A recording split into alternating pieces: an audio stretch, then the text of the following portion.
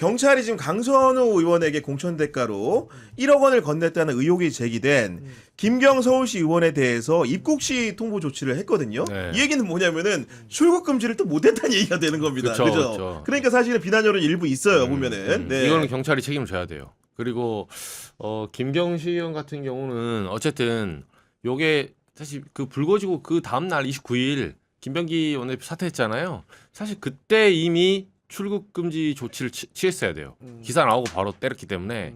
근데 시 의원은 이제 뭐 지금 소식 미국에 뭐 자녀를 보러 간다 맞아요. 했으니까 네. 예. 돌아온다고 말은 하고 있어요. 예, 네. 도피성 목적 출국이 아니다. 그쵸. 얘기는 하고 있고. 돌아올 그렇죠. 수밖에 없어. 돈이 많아서. 재산이 많아서 한국에. 근데 이제 요 부분은 지금 미흡하게 처리한 건 맞고 저는 1억 원에 대해서는 처음부터 이게 좀 궁금했는데 행방의 그 서로의 발언이 다 달라요. 그러니까 김경시는 안 줬다는 거잖아요. 처음부터. 그렇지. 그러니까 행방을 물어볼 수가 없어. 안 줬는데 내 호주머니에서 안 나간 사람한테 어떻게 물어봅니까? 받아서 상담한 꼴이 되는 거니까 지금. 아니 강선우 전달받은 의원은. 보좌관도 네. 모른다잖아. 지금 언론에 그렇게 나와 있어요. 네, 실제로. 모른다고 네. 하고 강선우 의원은 반환 조치를 지시했다. 네. 그러면 그 결론하는데 강선우 의원이 어디서 길 가다 주워가지고 보좌관한테 네가 갖다 줘라 지금 이 소리하고 보좌관은 그 돈을 먹었다는 소리 아닙니까? 그러니까 모르는 거고 김경은 안 줬다는 거고. 근데 해픈투비로 김경이 단순공천을 받았네. 그러니까. 네. 아니 근데 김경도 안 줬다는 게 공천을 대가로 그 아, 어떤 그쵸. 금품을 안 줬다는 거지. 그쵸. 다른 이유로는 줬을 수도 있어. 그렇죠, 과로가 쳐져 있어요. 네. 공천 대가로 준 네. 돈이 없다라는 네. 주장이다. 네. 네. 그러니까 1억 정도는 뭐 로조 비비처럼 뭐 예의상 줄 수도 있겠죠. 뭐 김기현 원내대표가 주듯이. 네. 근데 이 부분은 지금 김경시 의원 이분이 사실 그 지난번에 당원 모집할 때도 많이 나왔잖아요. 영등포구에. 네. 그랬죠. 그러니까 이분은 빨리 돌아와서 수사 협조를 해야 돼요. 지금. 아니 근데 제가 이제 저도 이제 법조물을 좀 이렇게 먹은 기자기 때문에 말씀드리면은 녹취록이 있고 공여자가 이제 수수자가 있는 상황이라고 하면 사실은 네. 이 사건 자체가 네. 진행되는 건 뻔해요. 사실은 정말로 통상적인 수사의 문법에 따르면은 음. 신속하게 수사하고 신병 확보까지도 가능한 수준에 이를 수 있는 상황이거든요. 가능하죠. 이제 이런 상황에서 뭔가 좀 이렇게 뒤엉킨 상황에서 공여자가 또 이제 그 수사 대상인 사람이 밖에 나가 있다 보니까 조사는 뭐 신속하게 안 되는 상황인데 문제는 여기에 그치지 않고 이 사안을 묵인한 의혹이 있는 김병기 전 원내대표에 대한 상황이 또 있는 거고 또 지금 이제 민주당에서는 윤리심판원을 열어가지고 회의를 열어가지고 징계를 하겠다고 하는데 그때까지 또 이제 못 기다리겠다는 분들도 또 많아요. 이런 상황들을 어떻게 해야 된다고 보십니까? 그래서 저는 많은 뭐 박지원 의원도 말을 그렇게 하고 있고 뭐 진성준 의원도 그렇게 얘기하고 있고 본인이 그래서 자진 탈당을 해줘야죠. 근데 얼마 전에 이제 뭐 유튜브 나와가지고 방송을 뭐 한 4, 50분 했는데 네. 그걸 크게 세 문장으로 줄이면 세 문장 줄이면 첫 번째 나는 탈당 안 한다. 음. 두 번째 이건 좀 뭐 얘기죠. 그 대화 녹취록 보면 살려달라는 것이 강선우 나를 살려주세요가 아니라 강선우가 김경을 살려달라고 했던 것이다. 김경에 대한 청탁이었다. 네. 그 내용이 좀 의미 없는 말들. 의미 없어요 그거는. 3번이 이제 그러면 강선우에게 그 말을 들어놓고서 그런 비위 행위를 들어놓고서 그럼 당신이 공간위에 다음날 나가서 그걸 막았어야 되지 않느냐에 대한 비판에 대해서는 내가 이해 충돌이 있어서 나가지 않았다. 그러니까 그거 좀 다른 변명을 하고 있는 거죠. 뭐 주장이라고 저는 생각을 하는데 결론은 그래서 저는 지금 민주당에서 크게 세 가지의 선거가 벌어지고 있거든요. 첫 번째는 최고위원 선거가 있고 그렇습니다. 두 번째는 원내대표 선거 있고 세 번째는 조금 길게 남았지만 이제 국회의장 선거가 있어요. 그러면 저는 이 선거에 나서시는 분들이 저는 김병기 전 원내대표에 대해서 자진 탈당을 세게 말을 해주셔야 된다. 그래야지 선거에 나온 사람들이 그런 얘기를 해주셔야지 저 사람이 그래도 할 말 하는구나. 야, 근데 이 말을 묘하게 듣다 보니까 네. 지금 강성필 부대변인이 네. 묘하게 특정인들을 지지하고 있는 것 같은데 네. 이 얘기를 하신 분이 국회의장 후보로 나온 박지원 의원이고요. 아, 그래요? 원내대표 선거 나온 진성준 의원이 그런 얘기를 했거든요. 아. 굉장히 조력이 되는 말 같아요, 보니까. 그럼 취소할게요. 아 진짜요? 근데 네. 진성준 의원은 제가 아마 들은 것 같네요. 근데 여튼 아니 이런 사람들이 얘기를 해줘야지. 안 그러면 누가 얘기하겠습니까? 누가 척치려고 하겠습니까? 그렇죠. 그래서 저는 왜냐하면 결국 이러면 당 대표한테까지 이게 부담이 가거든요. 그래서 저는 이렇게 선거에 나서시는 분들이 이런 얘기를 해줘야지 당내에서 저 사람 할 말 하는구나 하는 평가 받아서 저는 서로에게 좋다 그렇게 생각을 해요. 지금 보니까 이제 다음 주 월요일에 중앙당의 윤리심판원의 회의가 열린다는 거고 김병기 전 원내대표에게는 소명서를 제출하라고 당에서 이미 요구한 상황이고 그날 회의에 출석하라고 했으니까 언론 같은 경우에는 이르면 그날에 징계 결정이 내려진다고 생각을 하는데 아까 이제 말씀 간단히 주셨지만 박지원 의원 같은 경우에는 이렇게 공개적으로 의견 표명을 했습니다. 당에서도 12일까지 감찰 결과를 기다린다면 너무 늦습니다.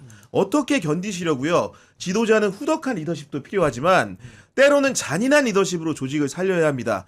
정청래 대표의 결단을 촉구합니다라고 말을 했는데 최근에 정청래 대표와 박지원 의원 사이에 굉장히 그런 은은한 브로맨스가 있기 때문에 이게 그래요? 마치 우리 정치 문법으로 보면은 주거니 받거니 느낌이 없지 않아서 정청래 대표를 뭔가 이렇게 결정을 새롭게 내리게 하는 기폭제 역할을 할 수도 있겠다. 저 이런 생각도 들었거든요. 그렇죠. 그 정청래 대표 입장에서는 사실 뭐 강성필 부대님도 저 계시지만 부담이 있어요. 이걸 먼저 칼을 뽑아버리면 이게 좀 명청대전 맞아요. 예, 프레임이 지금 그렇기 때문에 괜히 똑같은 행위를 해도 오해를 받게 있기 때문에 옆에서 조금 지금 해줘야 되는 상황이고 김병기 전 원내대표가 저는 개인적으로는 굉장히 이거는 공작 정치를 좀 쓰고 있다는 거는 그 역프레임을 걸어놨어요 지금. 역프레임을. 네, 이걸 나를 때리면 정청래가 때리는 거다.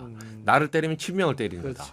근데 사실 그래서 김병기 원내대표 그러니까 의원한테는 네. 이런 얘기를 친명 쪽에서 얘기를 좀 세게 해줘야 돼. 오히려 친명 쪽에서 세게 쳐야 된다. 그렇죠. 네. 근데 다들 그 마르크스 자본론 보면 첫 장에 나오잖아요. 멋있다. 유럽의 예, 이거 확인이 안 되거든요. 찾아보시면 됩니다. 찾아보시면 됩니다. 예, GPT 있다. 자본론에 챗GPT에 유럽에 그 자본론. 하나 유령이 배회하고 있죠 지금. 그건 나 들어본 거 예, 같아. 그거 나도 들어봤어. 공산주의라는. 그 공산당 선언 아니야? 네, 근데 그렇지, 지금 그렇지. 들어보니까 네, 듣다 근데 보니까 보면 이 지금 민주당의 의총장에 보면 하나의 유령이 배회하고 있어요. 녹취라는 유령이. 그러니까 김병기 의원이 유령 띄어가지고 뭐냐 너랑 나랑 말한 건 녹취 없는 것 같아? 라는 거를 지금 1대1 협박을 하고 있는 거예요. 의원들 통화를 해보면 다들 본인이 무슨 통화했는지 기억도 안 나. 이건 통화도 아니죠. 네. 대화를 녹취한 거니까. 그렇지. 이게 차원이 다른 겁니다. 아니 근데 많은 분들이 이제 궁금해하시는 게 네. 이정조 기자가 또 열혈 취재를 하다 보니까 네. 이정조 기자 같은 사람은 사실은 전화를 자동 녹음을 해놓느냐 네. 그리고 중요한 사람과 대화할 때 무조건 녹음을 하느냐 네. 기자로서 네. 그런 것도 궁금해하는데 실제로는 어떻습니까? 저는 안 합니다. 안 해요? 예. 그러니까 정말 중요한 거 같은 경우는 녹음하겠다고 하는 경우는 있어요. 네. 예. 그리고 저희 라디오니까 뭐 그 예를 들면 라디오니까 뭐 인서트 할 때 네. 있는데 제가 왜 안 하냐면 사실은 짜잘한 건 제 경험상 짧게 말씀드리면 한 번 제가 하다가 걸린 적이 있었어요. 누구한테? 누구 아니 그러니까 녹음하다가? 그냥 당원이었는데 왜 이렇게 재밌냐? 예. 그냥 일반 당원이었어요. 네, 어떻게 걸리지? 네, 그때 이제 저 극우파끼리 싸우는 이 네. 우리공화당 자유한국당 막 쪼개질 때 네. 근데 저는 생각 없이 했더니 네. 그 물론 그렇다고 대화를 녹음 통화를 녹음한 건데 네. 통화 녹음을 한 거를 그 분이 이제 옆에서 누가 본 거예요. 그러니까 왜냐면 자동 녹음 떠 있으니까. 그래서 이제 있다 보니까 그 행사장 이런 데서 이 기자는 자동 녹음하네 소문이 난 거야. 근데 이정주는 자동 녹음한다. 이게 신뢰 타격이 정치판에 어마무시합니다. 큰 신뢰 타격이죠 이게. 누가 저랑 전화합니까? 야 근데 네. 저도 요즘 녹음 안 하는데 네. 제가 놀란 게 그분이 알까는 모르겠어요. 네. 그러니까 아마도 저는 이제 아이폰을 쓰고 있기 때문에 기본적으로 이제 녹음을 억지로 해야 녹음이 맞아요. 되는. 애당초 아이폰을 바꿔야 돼. 상대방도 제가 보기에는 아이폰으로 추천이 되는데 네. 갑자기 그 소리가 왜 들렸는지 모르겠는데 앱을 켜가지고 녹음하는 게 있잖아요. 네. 그러면서 녹음을 중단합니다. 이게 소리가 뜨는 거야 갑자기. 정치권에 있는 뭐 인사랑 통화하는데 속으로 생각한 게 내 걸 왜 녹음하지? 지금 보니까 나는 물어보려고 전화했는데. 야 그런 얘기 들었는데 그분이 그거를 정말로 아시는지 모르는지가 참 궁금하긴 하더라고. 근데 제가 이제 뭐 사실 말해봐야 개면적으로 할 테니까 추가로 물어보진 않았습니다 제가. 근데 그 얘기 말씀하시니까 우리가 이제 선거 때 이제 뭐 스탭들이 여기저기 모여가지고 구성돼가지고 텔레그램 방을 만드는데 비밀 대화방을 만들었어요. 네. 비밀 대화방을 만들면 그 비밀 대화방을 캡처를 하면은 고지가 돼요. 근데 그 중에 한 분이 그걸 몰랐나 봐. 계속 캡처해? 그래가지고 누가 물어보면 왜 캡처를 하시냐? 동의를 안 구하고 그러니까 갑자기 그 사람이 당황했나 봐. 한 몇 초간 정적이 흐르고 아무 말이 없다가 제가 언제요라고 뛰었어. 그러니까 전화해가지고 아다다 했는데 여튼 저는 근데 이 김병기 전 원내대표가 자진 탈당을 안 해주면 또 어떤 유령이 생기는 거냐면 이정주 기자가 말한 그 연장인데 다른 의원들이 탈당을 안 하면 뭐 버틴다라고만 생각하고 그냥 말아요 사람들이. 근데 김병기 전 원내대표가 버티면 그렇게 생각을 안 해요. 맞아요. 방금 네. 말씀하셨던 것처럼 뭐 쟤가 뭐를 가지고 있으니까 누가 고양이 목에 방울을 못 따느니 내 뒤에 누가 있다느니 블랙이 이런 어떤 상상의 나라의 그 공작설이 더 펼쳐질 수 있기 때문에 타격이 더 큰 거거든요. 그래서 이제 저는 좀 네. 결단을 해야 된다. 저희가 이제 길게 이제 얘기를 해왔는데 ABC 70100님이 오늘 패널과 진행자의 진행이 경향 TV가 갈 방향입니다. 오늘이 그간 본 방송 중에서 최고라고 하셨는데 저도 하다 보니까 약간 남청동 느낌도 나는 것 같고 보니까 네. 이렇게 티키타카가 잘 되는 방송이어서 그런 생각이 좀 들었고 내화님 같은 경우에는 강성필님 멜빵 버리셨나요? 컨셉 유지 부탁드립니다. 이런 얘기 해주셨는데 어떻게 된 겁니까 지금? 아 요즘 네. 추워서 보통 거의 마이를 입고 방송을 하거든요. 네. 근데 여기는 따뜻하네요. 네. 그러니까요. 네. 어차피 마이 입은 멜빵이 안 보여서.